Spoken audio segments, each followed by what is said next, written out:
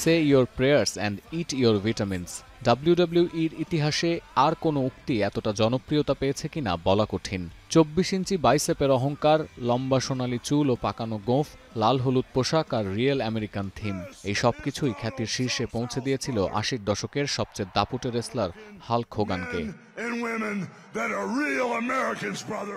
কিন্তু প্রকৃতির বিধান মেনে নিয়ে থামতে হয় সবাইকেই। বৃহস্পতিবার 71 বছর বয়সে শেষ নিঃশ্বাস ত্যাগ করেন এই কিংবদন্তি। খবরটি নিশ্চিত করেছে ওয়ার্ল্ড রেসলিং এন্টারটেইনমেন্ট। এদিন হৃদরোগে আক্রান্ত হওয়ার পর হোগানকে হাসপাতালে নেওয়া হয়। মৃত্যু নিয়ে পরিষ্কার ধারণা পেতে তদন্তের প্রয়োজনে করা হয় জরুরি পরীক্ষা নিরীক্ষাও, যদিও পুলিশ নিশ্চিত করেছে ময়নাতদন্তে অস্বাভাবিক কিছু পাওয়া যায়নি।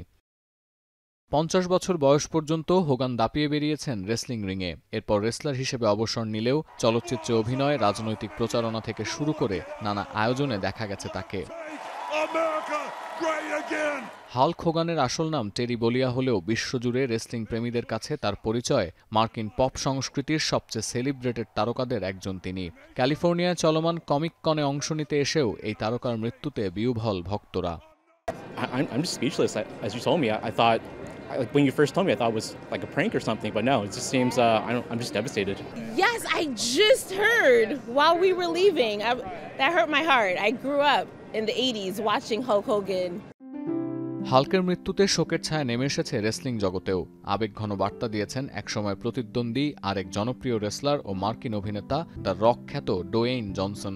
শোক জানিয়েছেন তার একসময়ের ঘনিষ্ঠ মিত্র মার্কিন প্রেসিডেন্ট ডোনাল্ড ট্রাম্প। বিশেষ বিবৃতি দিয়েছে ডাব্লিউডাব্লিউই কর্তৃপক্ষ। বর্ণবাদী বক্তব্যের জেরে বিতর্কিত হওয়া, মামলার ক্ষতিপূরণ দিতে গিয়ে দেউলিয়া হয়ে যাওয়ার মতো ঘটনা ঘটলেও পেশাদার রেসলিংয়ের ইতিহাসে সবচেয়ে প্রভাবশালী তারকা হিসেবেই বিদায় নিলেন এই কিংবদন্তি। সতীর্থ কর্মকার, এখন বিশ্ব।